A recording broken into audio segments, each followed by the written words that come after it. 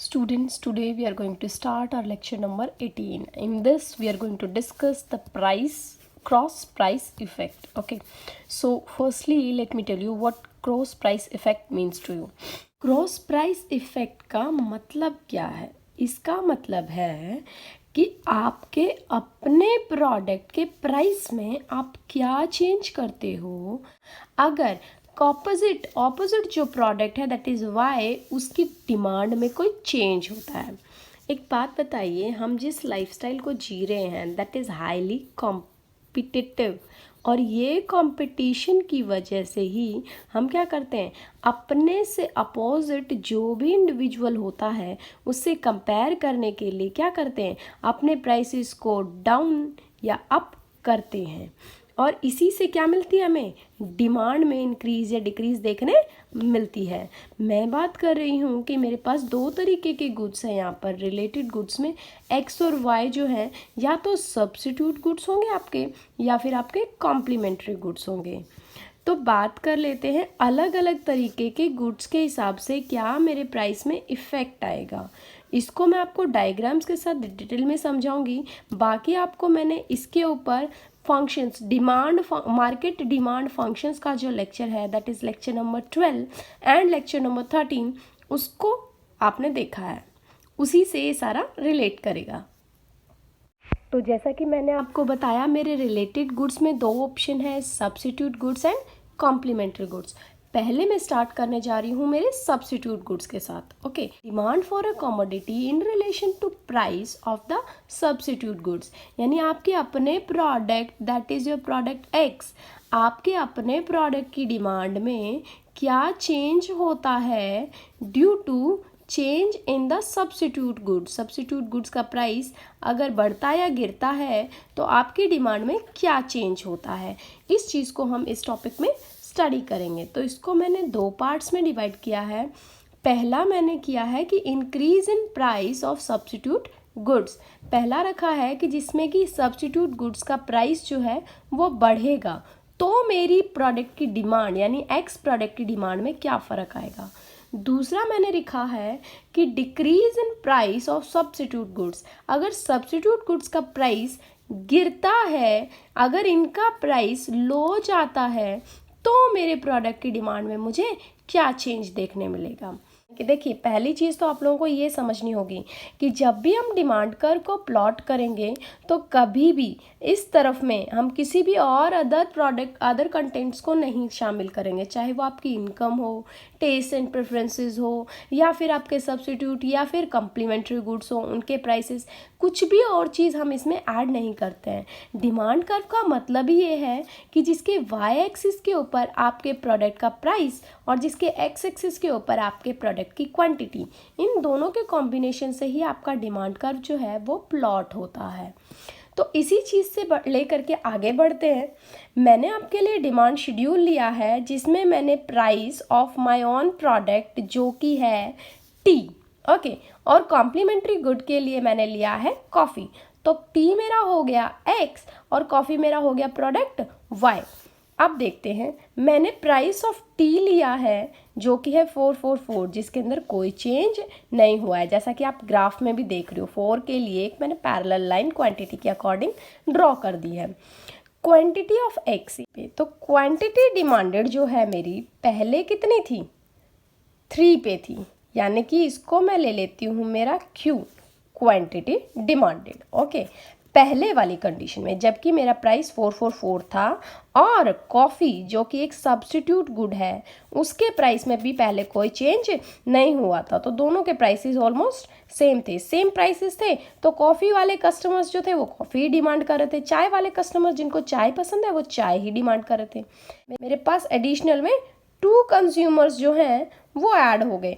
ये जो 2 कंज्यूमर्स मेरे पास ऐड हुए हैं ये कहाँ से ऐड हुए हैं, कॉफ़ी की डिमांड करने वाले ऐड हुए हैं।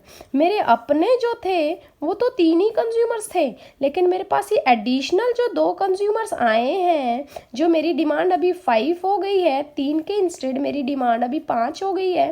तो ये 5 डिमांड तब हुई है जब मेरे पास कॉफ़ी की डिमांड करने वाले कंज्यूमर्स भी क्या डिमांड करने आ गए, अब चाय। क्यों, क्योंकि कॉफ़ी का प्राइस बढ़ गया है। जब कॉफ़ी का प्राइस बढ़ेगा तो आप कॉफ़ी नहीं खरीदोगे, अफोर्ड नहीं कर सकते ना। अब चाय को अफोर्ड कर लेते हैं, चलिए चाय के लिए मूव करते हैं।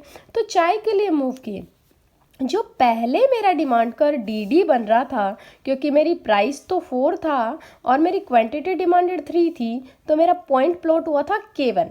ओके, अब जो मेरा नया डिमांड आया है दैट इज़ 5, तो मेरा क्वांटिटी 1 जो बना Q1, यानी कि नई जो डिमांड आई मेरे पास वो आ गई मेरी 5 के साथ जब मैंने प्राइस 4 वाली पैरेलल लाइन को टच किया तो एक नया पॉइंट प्लॉट होकर के आया दैट इज़ K2, और इसी के साथ में मैंने ड्रॉ करा अपना डिमांड कर दैट इज़ D1। और इससे मुझे देखने मिला कि पहले जो मेरी K1 डिमांड थी उसके इंस्टेड अब मुझे मेरे डिमांड कर में एक फॉरवर्ड राइटवर्ड शिफ्ट देखने मिल रहा है। स्टूडेंट्स, मैंने आपको शिफ्टिंग ऑफ डिमांड कर भी समझाया है, contraction and expansion of demand कर भी समझाया है।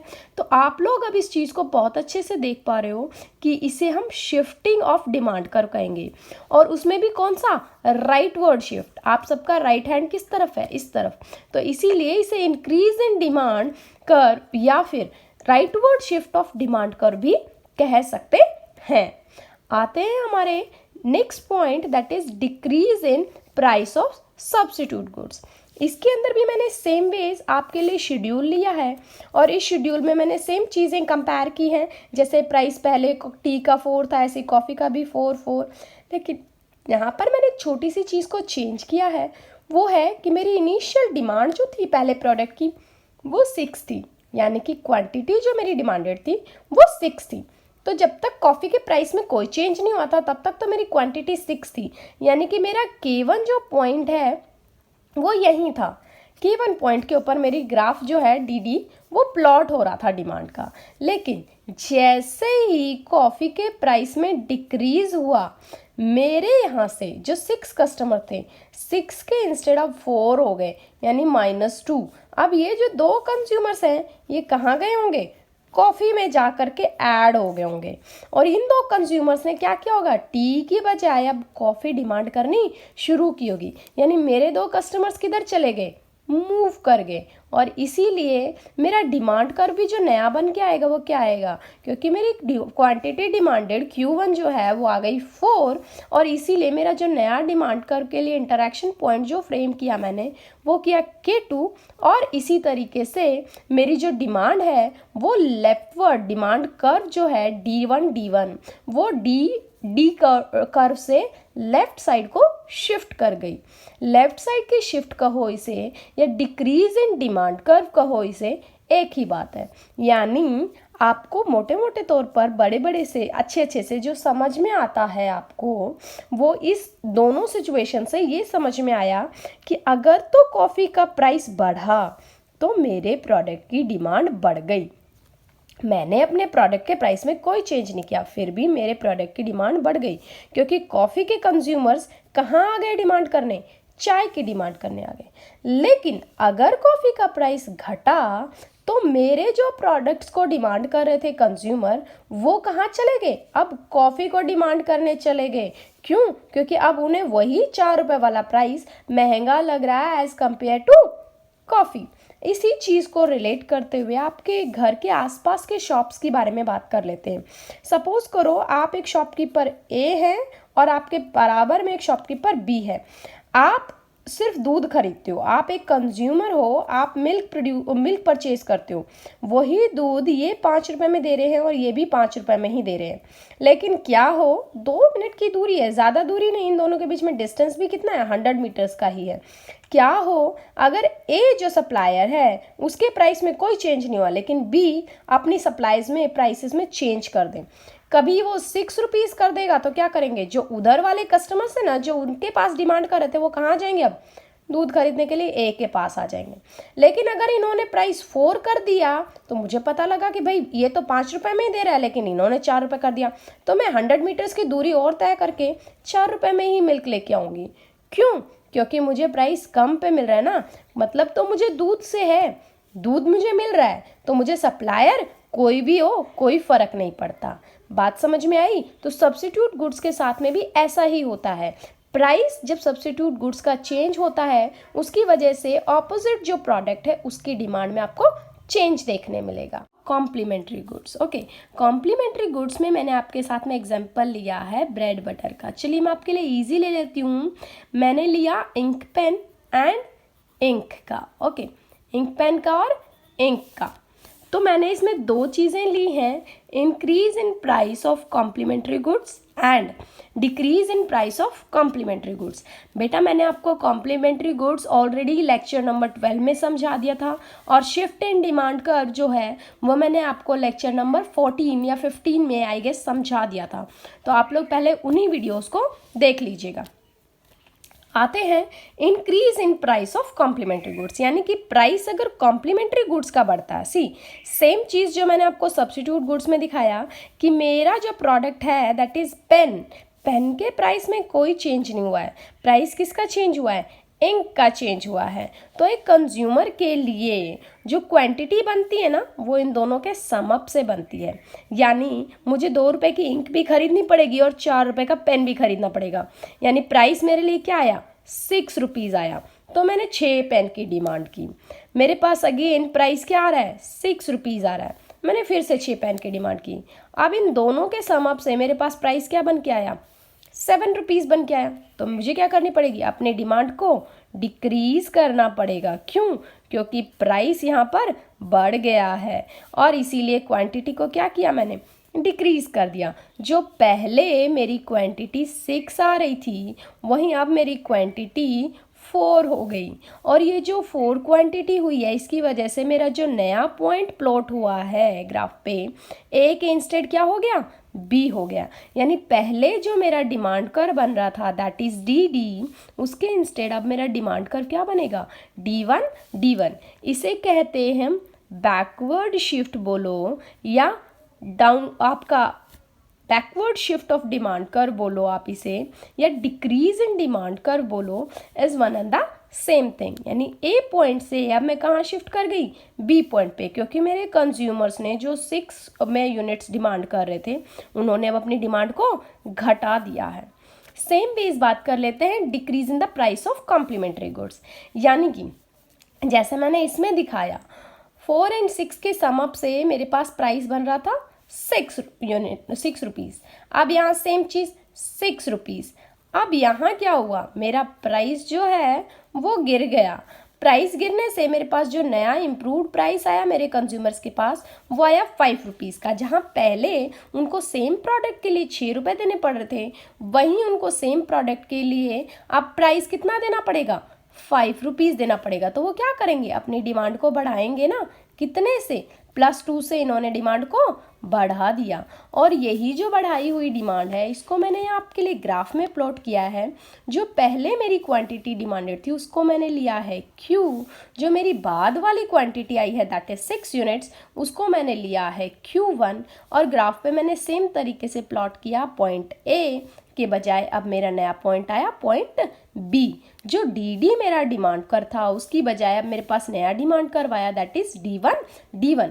इसे कहते हैं rightward shift of demand curve, या फिर यूं कहें increase in demand curve. Increase हो जाती है आपकी डिमांड तो आपका डिमांड कर्व जो पहले था उसकी बजाय शिफ्ट हो गया। और ये क्यों हुआ बेटा, मैंने आपको एक बार पहले भी बताया था, इस साइड में हम प्राइस किसका लेंगे, सिर्फ PX का, यानी इसी प्राइस को कंसीडर करते हैं। जब इस प्राइस में कोई चेंज नहीं होगा और बजाय इसके चेंज की अगर क्वांटिटी डिमांडेड में आपको कोई चेंज दिखता मिलता है तो आप क्या करेंगे, आप अपने डिमांड कर्व का शिफ्ट बोलेंगे उसे।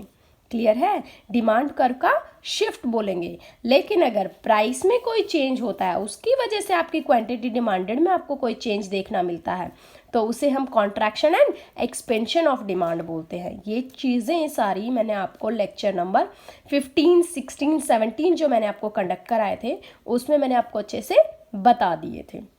That's it for the day students. तो आज हमने 2 टॉपिक्स को कवर किया, क्रॉस प्राइस इफेक्ट में one is substitute goods, another one is complementary goods. Substitute goods में दोनों चीज़ों को इंक्रीज इन प्राइस और decrease in price opposite relation है। अगर प्राइस सब्स्टिट्यूट गुड्स का बढ़ा तो मेरा क्या हो जाएगा, इनके प्राइसेस में इंक्रीज हुआ तो मेरी डिमांड बढ़ जाएगी, एंड उनके प्राइस में डिक्रीज हुआ तो मेरी डिमांड घट जाएगी। जबकि कॉम्प्लीमेंट्री गुड्स में मैंने देखा कि सेम वैसा ही इफेक्ट आ रहा है जैसा प्राइस का इफेक्ट है, यानी अगर मेरे प्रोडक्ट का प्राइस बढ़ा तो मेरे प्रोडक्ट की डिमांड घट गई, और मेरे ही कॉम्प्लीमेंट्री गुड्स का प्राइस अगर घटा तो मेरे प्रोडक्ट की डिमांड बढ़ गई, क्योंकि कंज्यूमर प्राइस इन दोनों का मिला करके कंपेयर करता है। इन दोनों प्रोडक्ट्स को, कॉम्प्लीमेंट्री गुड्स को आपस में ऐड ऑन करके इनके प्राइस को, और फिर अपनी डिमांड को मेजर करता है। That's it for the day students, thank you for watching the video.